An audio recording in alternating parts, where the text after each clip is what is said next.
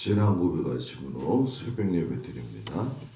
전능하사 천지를 만드신 하나님 아버지를 내가 믿사오며 그 외아들 우리 주 예수 그리스도를 믿사오니 이는 성령으로 잉태하사 동정녀 마리아에게 나시고 본디오 빌라도에게 고난을 받으사 십자가에 못 박혀 죽으시고 장사한 지 사흘 만에 죽은 자 가운데서 다시 살아나시며 하늘에 오르사 전능하신 하나님 우편에 앉아 계시다가 저리로서 산 자와 죽은 자를 심판하러 오시리라.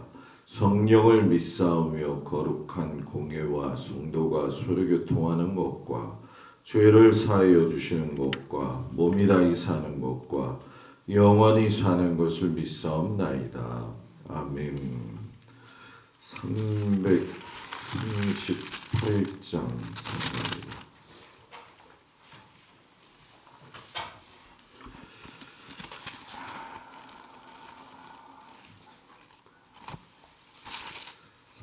338장 부르지 마시고요.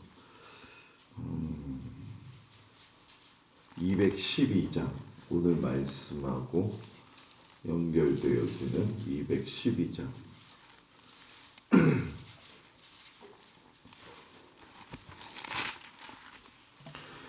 212장 겸손히 주를 섬길 때 괴로운 일이 많으나 그 주여 내게 힘주사 잘 감당하게 하소서. 인자한 말을 가지고 사람을 감화시키며 갈 길을 잃은 무리를 잘 인도하게 하소서. 그 주의 귀한 인내를 깨달아 알게 하시고 그 권한 믿음 주셔서 늘 승리하게 하소서.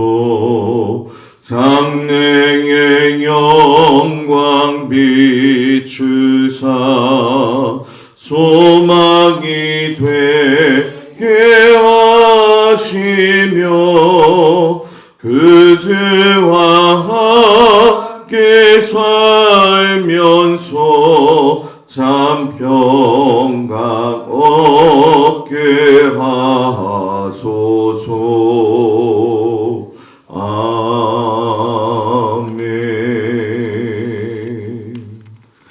오늘 읽을 말씀은 민수기 18장 19장에서 18장 1절에서 7절까지의 말씀을 보도록 합니다.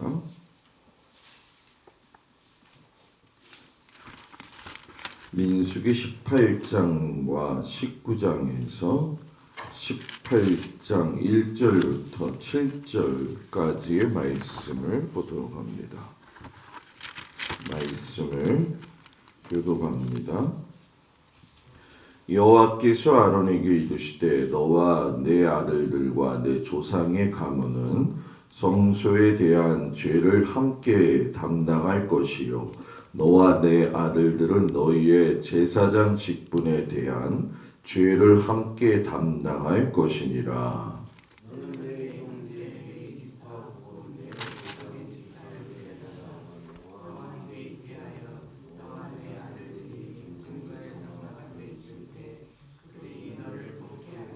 레인은 내 직무와 장막의 모든 직무를 지키려니와 성소의 기구와 제단에는 가까이 하지 못하리니 두렵건대 그들과 너희가 죽을까 하노라.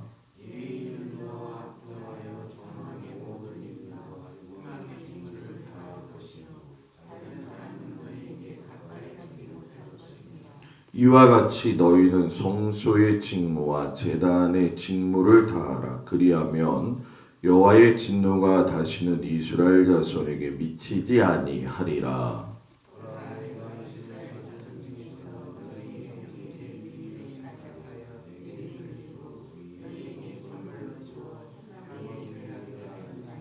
너와 내 아들들은 제단과 휘장 안의 모든 일에 대하여 제사장 직분을 지켜 섬기라. 내가 제사장의 직분을 너희에게 선물로 주었은즉 거기 가까이 하는 외인은 죽임을 당할지니라. 아멘. 거룩한 주일 주님 앞에 온 성도들을 축복합니다. 민수기 18장에서 19장의 내용을 보게 되면 두 분류로 나누어집니다. 레위지파 제사장이 해야 될 것과 그에 대한 목, 그리고 정결케 되어지지 부정하게 되지 않고 정결하게 할 수 있는 법에 대한 이야기가 들어 있지요. 이 18장의 내용을 보게 되면 레위지파 가운데 대제사장직을 맡았던 그 아론의 자손들이 제사장의 일과 그 돕는 위치의 역할을 오판하는 이야기가 나오죠. 그 레위지파 가운데에도 이제 자녀들이 또 형제들과 다르게 나오잖아요. 고핫과 게르손 그리고 무라리 자손들이 아론 지파 레위 지파의 아론의 대제사장 돕는 일을 하도록 하셨지요. 그래서 이 돕는 과정 속에서에 보게 되면 깨끗함과 부정함에 대한 이 이야기를 하시면서 하나님 앞에 정결하게 살아야 되는 법을 가르치고 계시죠. 이제 우리가 이번 주 다음 주 쭉 보시면 아시겠지만 하나님의 그 원뜻이 제사장의 나라를 세우기 위한 그런 하나님의 준비셨지요. 그런데 그 안에 5가지의 제사장 나라를 세우기 위한 여러 가지 에피소드 사건들이 많이 일어났던 거 아마 기억하실 거예요. 제사장을 위임하는 위임식은 그렇다 할지라도 제사장이 옷을 입는 것까지도 법을 통해서 만드셨죠. 이는 우리가 제사장의 옷을 보면서 아시겠지만은 이 제사장의 옷이 단순한 옷이 아니라 직분을 행함에 있어서 거룩하게 그 일을 감당하고 12지파의 그 몫을 또 죗값을 감당할 수 있는 그런 거룩한 옷으로 만들어 주셨죠. 그때 이것이 첫 번째의 자그마한 에피소드 이야기가 되어지고 두 번째의 에피소드 이야기는 첫 제사장의 아론이 첫 제사를 드릴 때에 하늘로부터 불을 내려 주셔가지고서는 그 시작이 하나님에게서 온 불로 시작을 했습니다. 그런데 세 번째 에피소드가 뭐냐? 그 불이 아닌 다른 불을 가지고 나답과 아비후가 불을 들이다가 결국은 죽게 되어지죠.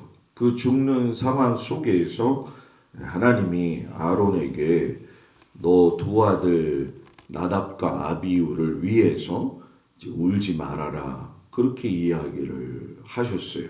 그리고 이제 어저께 나왔던 4-5가지의 에피소드가 뭐냐면 고라와 다단과 아비람과 온이 대결을 벌이게 되어지죠. 왜 너희만 제사장의 역할을 해야 되느냐? 그 고라에게서 시작된 일로 인해 가지고 250 250명이 향료 대결을 하다가 250명이 한꺼번에 죽는 그런 일이 벌어졌지요. 그래서 12지파의 두령들을 불러가지고 각 지파를 대표하는 지팡이를 세워가지고 그 지팡이에서 싹이 나는 지팡이를 하나님이 택하신 것으로 보여주실 때에 아론의 지팡이가 싹이 났던 거, 그게 이제 어제까지의 이야기입니다. 이 5가지의 이야기를 보면서 정말 우리가 한번 생각해야 될 것은 왕정국가, 그러니까 왕이 다스리는 국가는 왕이 법이라는 거죠. 그런데 하나님이 세우시는 제사장 나라의 법은 제사장직을 수행할 수 있는 법이었는데, 그 제사장직을 할 수 있는 그 법이 내가 법이 아니라 오히려 낮아지고 엎드러지는 것이 법이었다라는 거죠. 만약에 250명의 반란자들을 모세가 왕이 되어서 보았다고 한다면 문제 해결은 쉬웠어요. 왜냐하면 이스라엘 백성들을 향해서 명령을 했다고 한다면 뭐 그냥 단번에 끝날 수 있는 문제죠. 왜냐하면 사울 왕의 예를 들어보면 그 다윗을 숨겨주었던 제사장 85명을 왕의 이름으로 그냥 한 번에 다 죽여버렸잖아요. 다윗 왕도 쪽지 한 장을 전쟁터에 보내가지고서는 우리아를 죽게 했던 거 아마 기억을 하실 겁니다. 그러니까 왕된 자들은 얼마든지 말로서 명령을 내려가지고 죽일 수 있었다는 거예요. 그런데 우리가 보면은 모세는 끝내 왕이 되지를 않는 거죠. 내가 이스라엘 백성들을 위해서 하나님 앞에 엎드리고 또 엎드리고 제사장 나라가 세워지기 위해서 하나님 앞에서의 자신의 몸은, 자신의 마음은, 자신의 역할은 계속 엎드리는 거였어요. 그래서 제사장 나라가 바로 세워지기를 위해서 혼신의 힘을 다했죠. 그래서 모세가 왜 이렇게 제사장 나라를 세우려고 했느냐? 그거는 결국 하나님이 용서하시는 그 능력을 알았기 때문에 그렇게 하려고 했던 거지요. 이스라엘 백성들이 우리 앞에서 살펴보았듯이 250명이 한꺼번에 죽었을 때에도 깨닫질 못했어요. 그래서 해마까지 달려가서 모세를 죽이려고 했을 때 하나님이 이 일로 인해서 연병을 일으키셨잖아요. 그래가지고서는 연병으로 인해서 14,700명이 죽어가고 있는 상황에서 아론이 대제사장으로서 연병이 일어난 그 가운데로 들어가죠. 뭐 공식적인 우리가 상황으로 본다면 연병이 돌고 있는 곳에 들어가면 본인도 연병 걸려서 죽게 되잖아요. 그런데 그가 죽을 각오를 하고 들어갔을 때에 그것이 속죄함이 되어 가지고서는 14,700명 선에서 마무리가 되어졌죠. 그러면서 사람들이 깨닫게 되는 거죠. 하나님의 회박에는 가까이 가면 죽을 수가 있구나. 이걸 깨닫게 되어진 거예요. 그래서 하나님이 제사장직을 세우신 것은 이스라엘 백성들이 죄로 인해 죽게 되었을 때 그 제사장의 제사를 통해 가지고 이스라엘 백성들에게 하나님의 진노가 임하지 않고 용서의 길을 열어 놓으신 것이죠. 결국 하나님의 용서는 성전과 제사장을 통해서 임하게 되어지더라는 거죠. 그래서 히브리서 말씀에 보게 되어지면 대제사장을 세우시고 나서 처음에 대제사장이었던 아론의 이야기하고 마지막 대제사장이시었던 예수님에 대한 것을 이야기하시면서 하나님의 용서가 이러하다라고 하는 것을 말씀하시는데, 예를 들어서 히브리서 9장 12절에 보면은 염소와 송아지의 피로 하지 아니하고 오직 자기의 피로 영원한 속죄를 이루사 단번에 성소에 들어가게 하셨느니라 하면서 예수님이 단번에 죽으심으로 단번에 용서하시고 영원히 용서하실 수 있는 길을 열어놓았다라고 히브리서 기자가 그런 말씀을 하죠. 모세가 여러분 우리가 며칠 동안 보면서 그 원망과 불평 앞에서 하나님 앞에 백성들 앞에 이야기하기를 뭐라고 하냐면 나는 낙이 한 마리도 취하지 않았습니다 하면서 엎드리고 또 엎드리면서 하나님의 나라가 쇠야됩니다 하고 수고를 아끼지 아니했던 그종 모세, 그가 하나님의 진실한 종이었다는 것을 말씀하고 계셨던 거죠. 그래서 이 반란 사건 이후에 보게 되면은 레위 지파의 고아 자손이었던 그 고라의 반란은 실상 오해해서 비롯이 된 것이죠. 왜냐하면 고라는 이런 생각을 한 거죠. 나도 레위 지파인데 왜 아론 가문만이 제사장직을 맡느냐, 이것이 불만이었다는 거예요. 그래서 제사장 직분이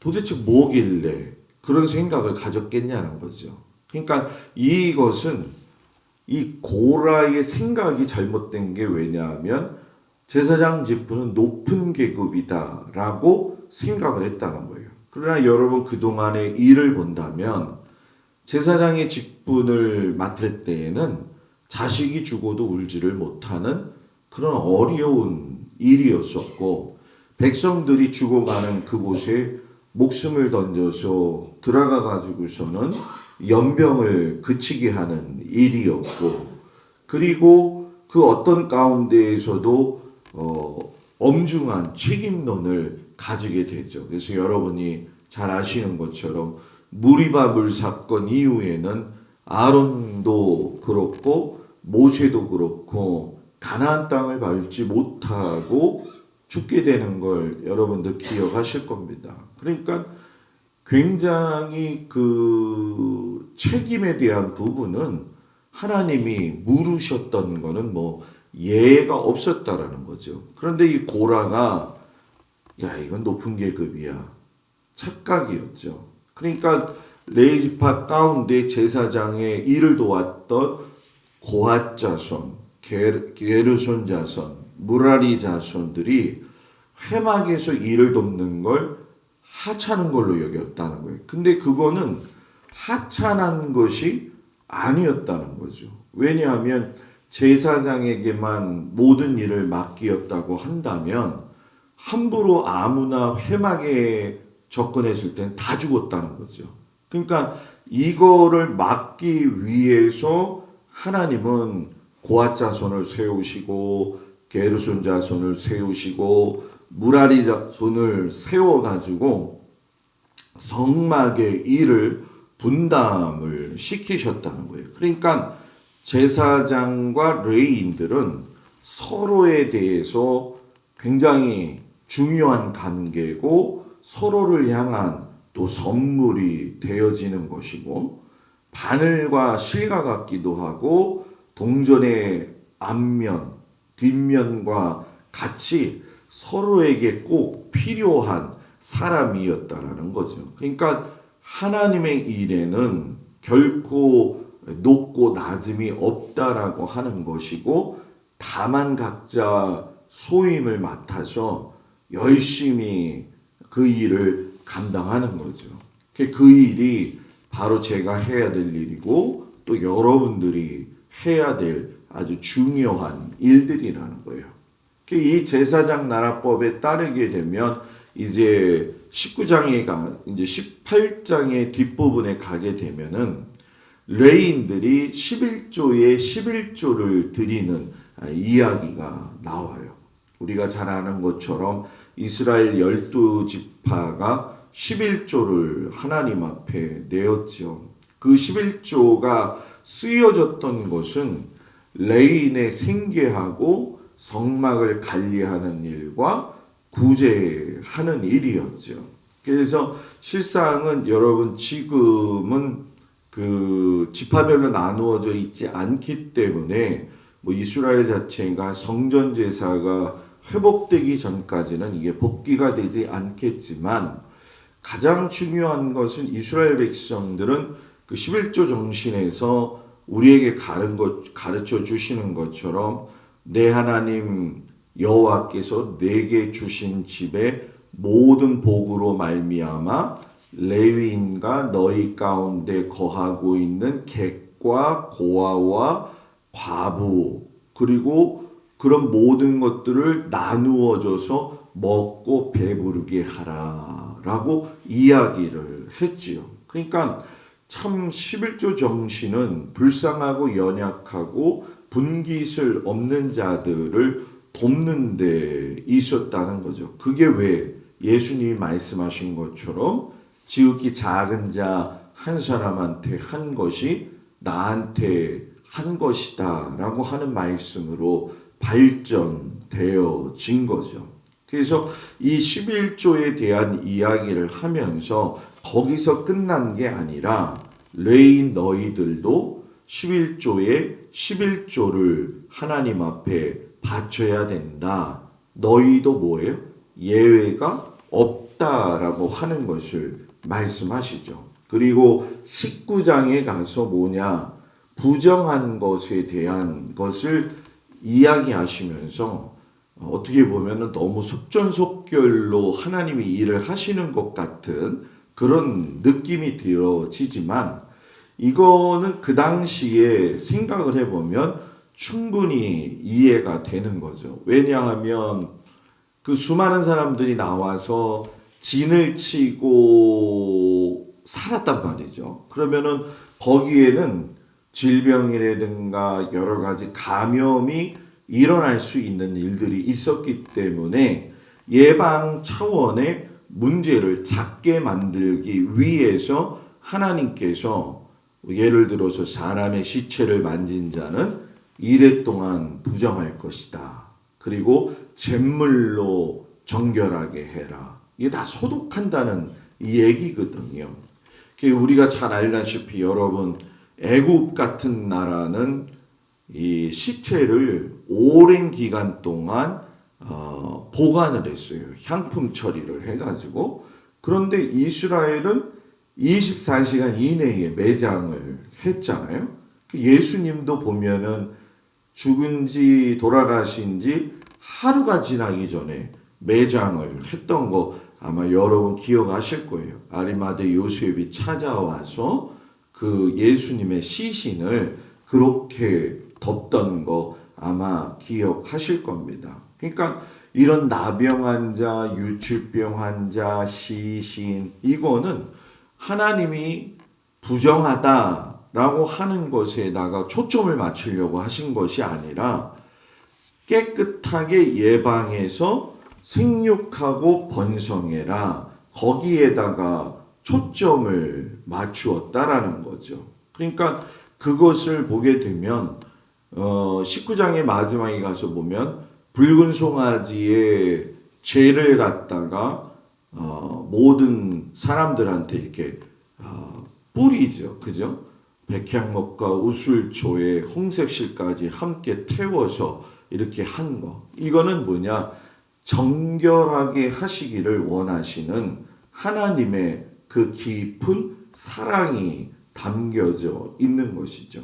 그래서 이 말씀을 보면서 느끼는 것은 하나님은 그 부정한 것 자체를 싫어하시는 게 아니라 정하게 하셔서 정결하게 하시고자, 그래서 내가 너희들에게 생육하고 번성해라 했던 그 축복의 말씀이 부정한 것으로 인해 가지고서는 차단되지 아니하도록 만드셨다라는 거죠. 이렇게 하나님의 사랑, 하나님의 배려가 가득 넘친 것이 18장과 19장의 말씀이다라고 우리가 깨닫고 하나님 앞에서 정결한 자의 삶을 살아갈 수 있는 우리 모두가 되어지기를 주의 이름으로 축복을 드립니다.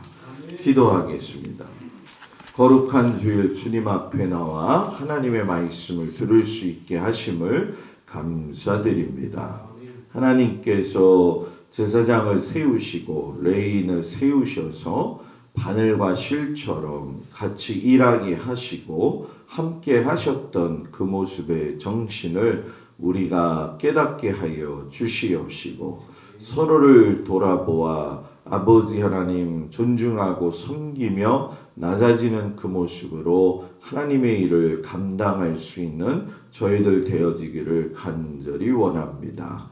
부정한 것을 부정하다만 이야기하지 아니하시고 깨끗하게 하시고 부패하지 않게 하셔서 정결함을 주시는 그 하나님의 사랑을 깨닫고 살아갈 수 있는 저희들이 되어지도록 하나님께서 도우시고 인도하여 주시옵소서. 거룩한 주일입니다. 하나님의 귀한 사랑과 은혜가 우리 가운데 넘쳐 흐르게 하시고 하나님의 말씀을 들음으로 말미암아 우리의 생각과 마음의 지경이 넓혀지게 하시며 하나님을 행복하게 성도들을 기쁘게 하며 각자의 삶에서 주어진 모든 상황들과 또 가정의 환경과 일터와 자녀들의 삶을 주관하시고 하나님께서 동행하여 주옵소서. 거룩한 주일 주님, 오늘도 흠양하시기를 축복하면서 예수님의 이름으로 기도드렸습니다. 아멘. 하늘에 계신 우리 아버지여, 이름이 거룩히 여김을 받으시오며 나라의 마옵시며 뜻이 하늘에서 이루어진 것 같이 땅에서도 이루어지이다. 오늘날 우리에게 일용할 양식을 주옵시고 우리가 우리에게 죄 지은 자를 사하여 준 것 같이 우리 죄를 사하여 주옵시고 우리를 시험에 들지 말게 하옵시며 다만 악에서 구하옵소서. 나라와 권세와 영광이 아버지께 영원히 있사옵나이다. 아멘.